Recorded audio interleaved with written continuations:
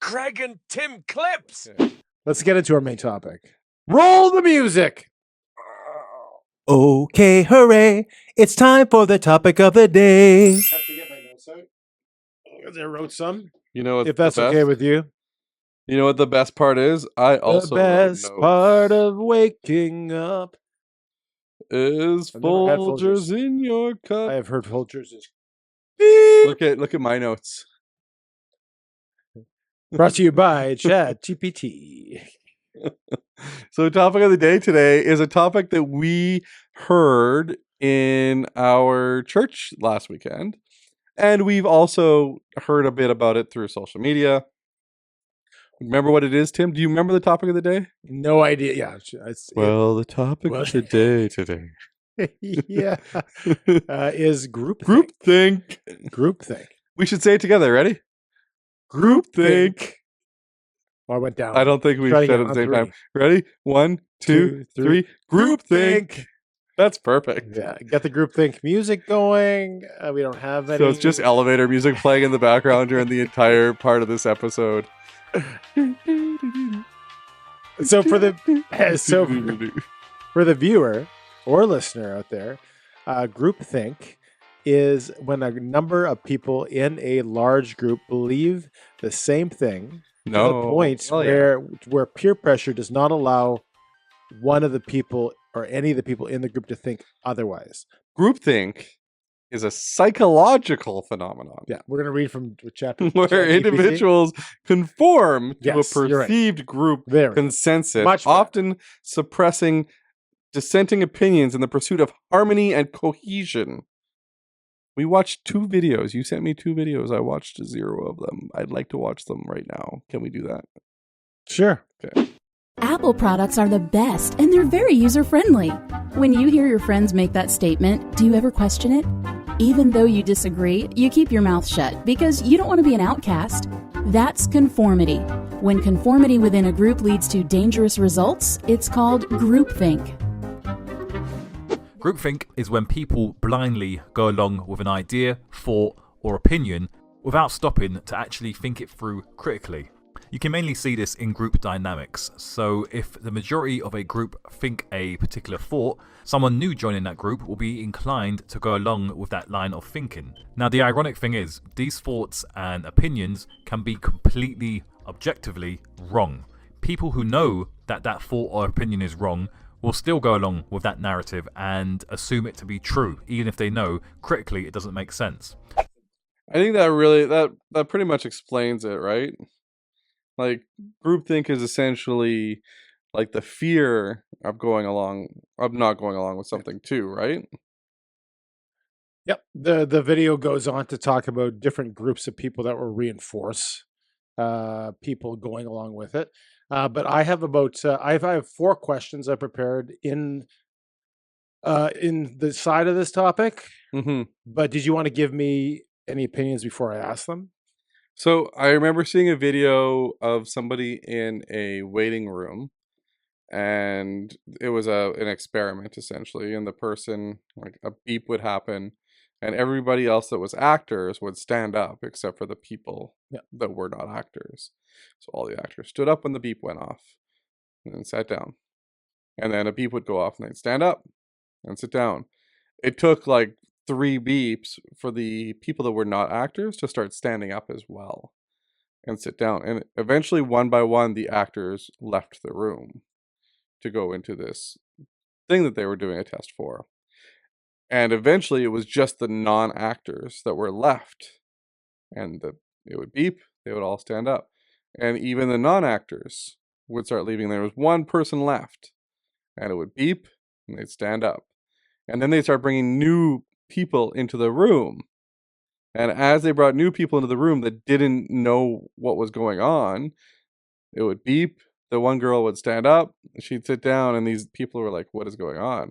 Beep, she'd stand up, sit down. And eventually, the new people started to follow this process.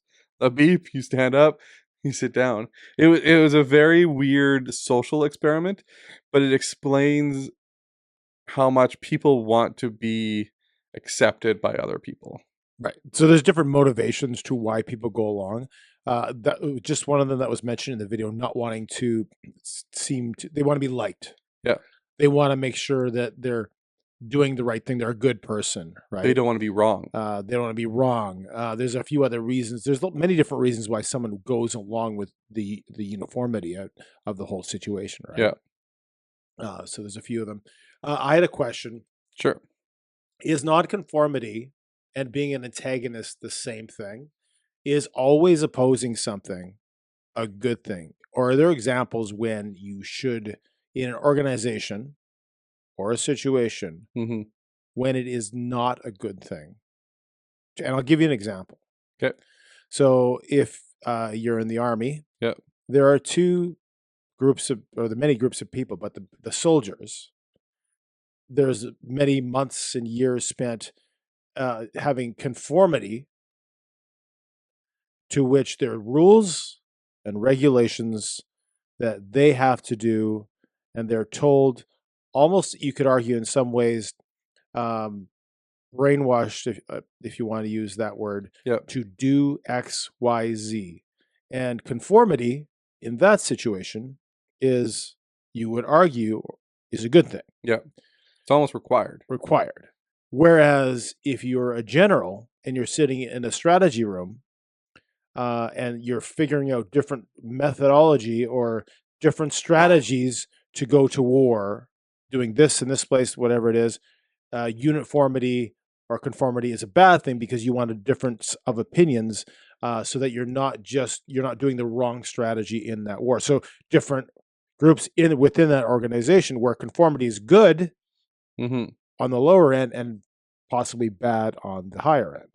Yeah. So I think what it is they want conformity for certain things, like making sure that their shoes are shined perfectly, their uniform is on perfectly, Well, the their uniform hair in is general, cut properly. they all you look know? the same. It's Yeah. conformity in visual. Yeah. But I do think that the military also teaches people to be leaders. Right. Right? Speak up when something isn't right. To speak up when you do have an opinion on something that you think is wrong. Right? So I do think that the military teaches people how to be leaders. But the conformity part comes more from the structure, Right. not the thought process. So like I don't think the thought process is a conformity thing. I think the structure is conformity. Does that make sense? In there is conformity, like in action.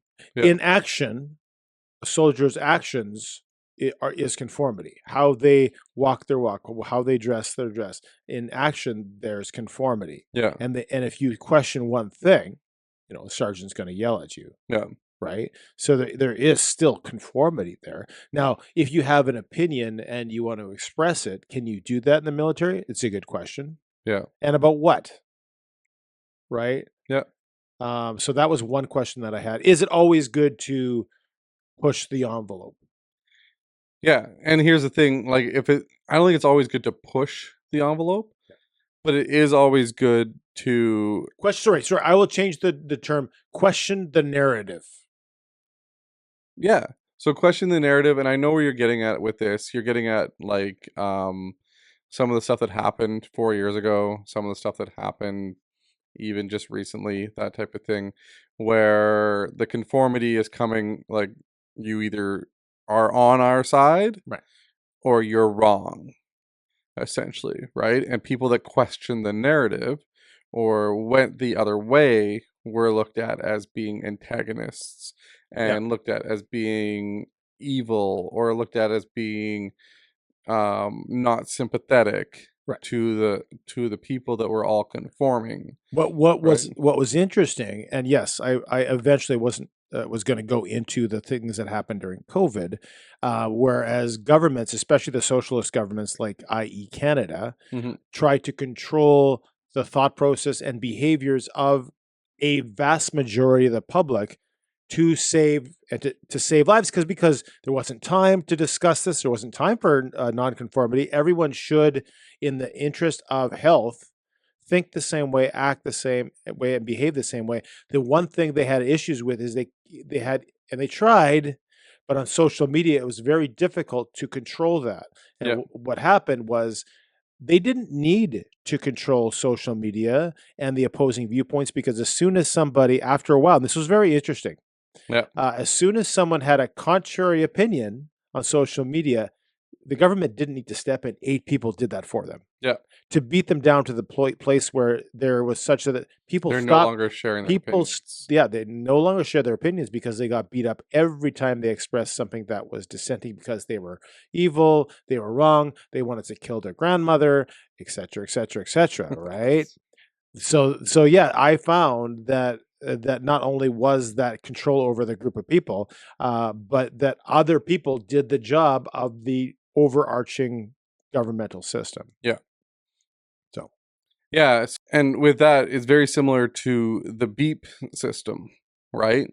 Like, somebody wasn't following everybody's rules, but they felt like if they didn't follow it, then they weren't going to be accepted. Right? And I think acceptance is a big thing with groupthink. It's not just the, think like I do, think like I do, think like I do. It's more like, I hope they accept me. I hope they accept me. I hope they accept me. Right. So when you look at it from like a leadership point of view, for instance, groupthink and leadership is, you won't get the best out of all your people if you dictate how they're going to do things. Because everybody's going to bring something different to the table. So for instance, like if I'm like, okay, we're gonna make this podcast room. Tim, I need you to work on the sound. And, like, I'm gonna get Cruz to do the painting. No, this is what I want. Right? This is what's supposed to be right. I'm just imagining Cruz is in his underwear painting this room. Like you were? No, I wore. No, that's right. I did wear it. You wore underwear, I think, right? I did wear underwear and pants. Oh, right. But like, so leadership by dictatorship, will never do well. And if you look at like places that are more communist, like North Korea, is the communist one. They're very much a place that only has groupthink, because that's all they can do. They're not allowed to. But look at South Korea. South Korea is bringing like new technology out. They've got a thriving economy. Their people are successful. They're like one of the biggest companies in Samsung has come out of South Korea, and in North Korea. Nothing. Because the argument is, if everyone's thinking one way, creativity is stifled. That's one of the negatives of groupthink. Right. So and that's my thought process on that. But you were saying like the social media aspect of it, and the social media aspect of it is more so like, and I think this is why we don't see the news in Canada. And for anybody that's watching right now, it's been a year and a bit. It's been even longer than that, but it's been a year of this podcast.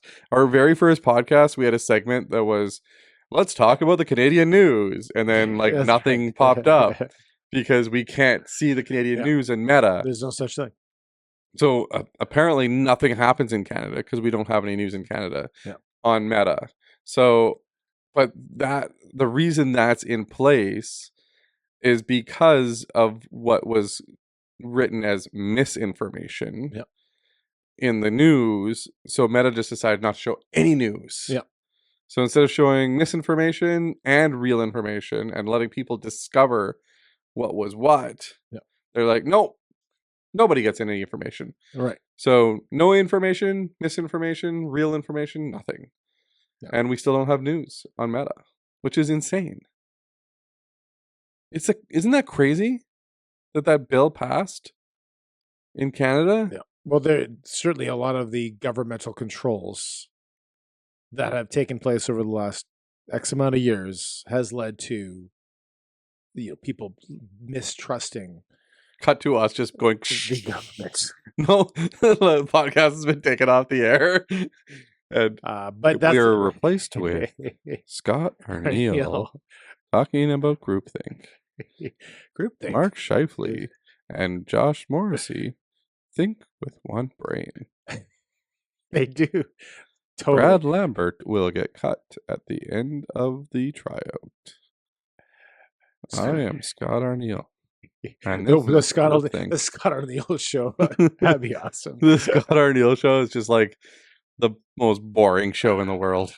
Okay, so I'm gonna play the devil's advocate. I don't know if you're playing. Yeah. The lawyer of the devil. Everyone needs a lawyer.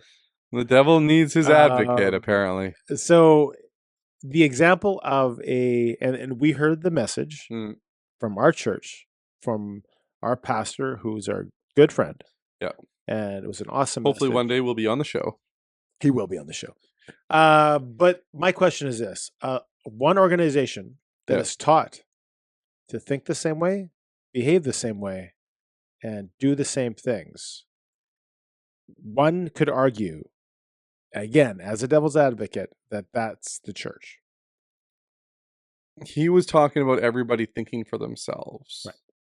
And he was talking about everybody, you can still live in faith and in the belief of God and still live in that world and that life, but still have your own thoughts. Right. And still allow yourself to process things. So your opinion is you can be within the Christian community and question the narrative of most, if not all things. Questioning within the Christian faith is not a bad thing, is your statement. Yeah, and it's a good thing to have questions. Right. Because if you have questions, it means that you're thinking about how this affects you. Right. Right? And there's a lot of things that can be said from a church that if you don't question them, you could go down bad doctrine. Right. You could go down bad theology. Right. And not on purpose. Yeah. Because there will be some pastors that when they say something, they mean something. But when you listen to it, you hear something totally different. Right. Let me preface that question by saying I don't have the answer either way to that. And other than the devil's advocate answer. Right. It's just a question that I had that maybe some people that know more on that topic than us could answer better. And I would love to get into that conversation. But this podcast is about just asking some of these things. And that's a question that I had that I thought of when I was listening to the message. So I'd love to have that conversation with some people, which I'm sure have awesome responses to that for sure. And then the last statement that I have here is that in both leadership and media, the key to overcoming groupthink is creating a culture that values questioning. Right. So, right?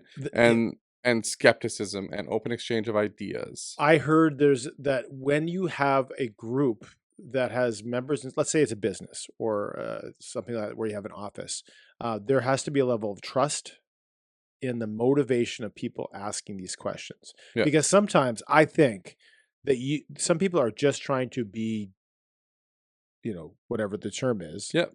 Poop disturbers. Poop disturbers. And sometimes the motivation of people is to actually build that organization. Yeah. And that level of trust in that room, and that comes, if it's an organization, who you're hiring, right? Do you have that level of trust? What kind of a leader are you? Yeah. Right. To enable some of those things, right? Because sometimes, and that's what I was getting at with the question before that was, sometimes questioning can be bad. Yeah. It's just knowing that line, right? There's always a ditch to both sides of the road, right? Yeah. And that level of trust in that the reason why they're asking these questions is to make you better. Like you were saying, don't stifle creativity. Think outside the box. Yeah. Not just cave to the narrative because that's what the narrative says. You might get to that narrative anyway, but don't just blindly follow that narrative. Yep. Right? So yeah. So we're going to pose that question to everybody listening today. Yeah. And what's the question, Tim? The question, if we want to talk about one specific question, the question is, when is a nonconformity a good thing? Yeah. When is it a bad thing? Yeah. And maybe if someone can answer the question that I had too before that is, how can you have questioning within the example of, let's say, a church? Yeah. How can you question something healthy? How can you have a healthy questioning attitude, whether in a church, whether in an organization, whether in a friend group, all of the above? And when is it unhealthy? So I think those are some questions that I would have to the viewer if they want to get into this conversation. Yeah. So that is the question of the week from the topic of the week from Timothy. Thanks for watching the Greg and Tim Show clips. If you want, click the subscribe button right in the middle here. And then there's an episode in front of me and an episode in front of Tim. Click on them. Keep on watching. Keep on watching and share with your friends. Thanks for watching the clip. Cheerio. Cheerio.